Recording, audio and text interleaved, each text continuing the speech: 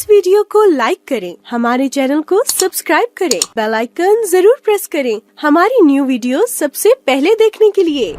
Good morning friends, मैं doctor VK Mishra from gastro liver hospital Swaroop Nagar Kanpur.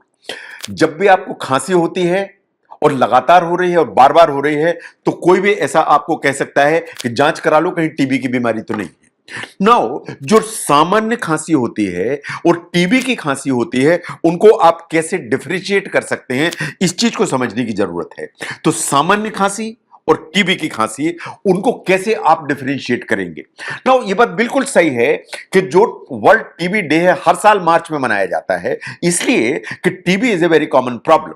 लेकिन बहुत सारे वायरल इंफेक्शन होते हैं, बहुत सारे बैक्टीरियल इंफेक्शन होते हैं जो इस तरह की खांसी लेके आ सकते हैं।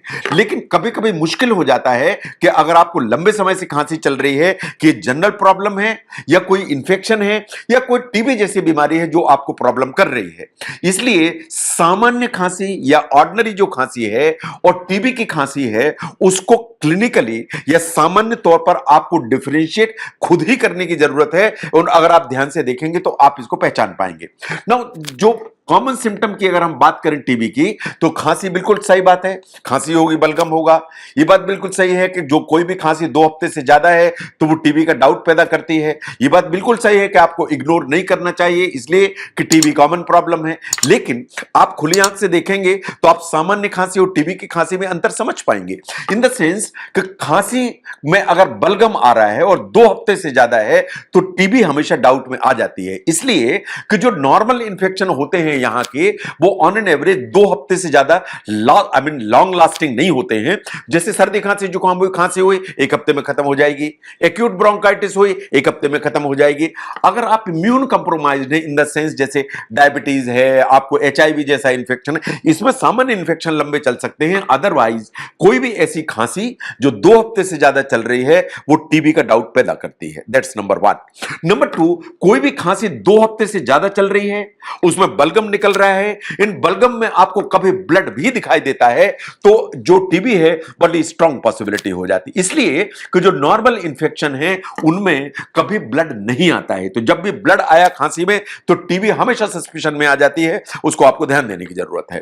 नो, अगर आपको जो इंफेक्शन है या खांसी है वो 2 हफ्ते से ज्यादा चल रही है, उसके साथ में आपको लगता है कि आप हल्का सा फीवर रहता है, आपको लगता है कि शाम के समय ही फीवर आपका तेज हो जाता है, इन आपको ठंड लगने लगती है, तो आपको हमेशा टीबी के बारे में सोचने की जरूरत है। क्योंकि जो नॉर्मल इंफेक्शन होते हैं, जो नॉर्मल खांसी लेके चलते हैं, उनमें ये जो फीचर्स हैं कि शाम के समय बुखार बढ़े, शाम के समय बहुत ठंड लगने लगे, इस तरह के सिम्टम नहीं आते हैं।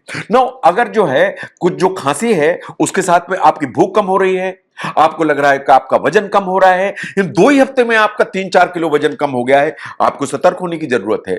जो सामान्य इंफेक्शन होते हैं जो खांसी लेके आते हैं वो वेट लॉस नहीं करते हैं। तो अगर आपको खांसी है, 2 हफ्ते से ज्यादा है, इन वजन भी कम हो रहा है, तो खांसी पे टीबी पे ध्यान देने की जरूरत है। नो, टीबी के साथ में जो खांसी होती है उसमें बलगम आएगा, ये बात सही है। उसके साथ कभी चेस्ट पेन आने लगेगा, चेस्ट पेन आएगा, लंग्स में महसूस होगा, ट्रेकिया में महसूस होगा, इसलिए कि आपको एक्सपेक्टोरेशन या कफ बहुत तेज आता है। जो सामान्य खांसी होती है बाय एंड लार्ज वो गले से आती है, तो इसलिए, और लैरिंक्स से आती है, तो यहां की जो खांसी है वो चेस्ट पेन या लंग्स में जो पेन है उसको लेकर नहीं चलती है। तो ये 5 अगर आप चीजें ध्यान से देखेंगे तो आप खुद ही डिफरेंशिएट कर पाएंगे कि आपकी खांसी सामान्य है या आपकी खांसी किसी टीबी की तरफ तो नहीं जा रही है। नो, अगर हम ट्यूबरकुलोसिस या टीबी के सिम्टम्स को ध्यान से देखें, कोई भी खांसी जो 2 हफ्ते से ज्यादा है, आपको लगातार शाम के समय फीवर रहता है, हल्का फुल्का चेस्ट पेन आने लगा है, आपका वेट लॉस हो रहा है, आपकी भूख भी कम हो रही, इन खांसी में खून आता है अगर, तो टीबी हमेशा क्वेश्चन में आती है। और टीबी को पहचानना बहुत आसान है। सामान्य खून की जांचें होंगी, बलगम की जांच होगी, उसमें टीबी के कीटाणु दिखेंगे, एक बलगम में जीन एक्सपर्ट होगा, उसमें टीबी कंफर्म होगी, एक सामान्य एक्सरे से टीबी जैसी बीमारी सामने आ जाती है। कभी कभार किसी मरीज को एचआरसीटी या सीटी स्कैन कराने की जरूरत पड़ती है।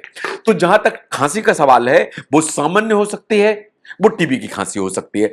अगर इन 5 सिम्टम्स को आप ध्यान से देखेंगे, आप खुद अंतर पहचान पाएंगे कि ये खांसी सामान्य है या आपको टीबी जैसी बीमारी के लिए जांच कराने की जरूरत है। अगर ऐसा है तो बिल्कुल छोटी सी जांचों में हमेशा टीबी या तो कंफर्म हो जाएगी या एक्सक्लूड हो जाएगी। उसके लिए आपको अपने डॉक्टर से दिखाने की जरूरत है। तो टीबी की खांसी और सामान्य खांसी, इनमें क्या अंतर है? अगर इनको समझने में ये वीडियो हेल्प करता है, जरूर शेयर करें। मैं doctor VK Mishra from gastro liver hospital, Swaroop Nagar, Kanpur. Thank you very much.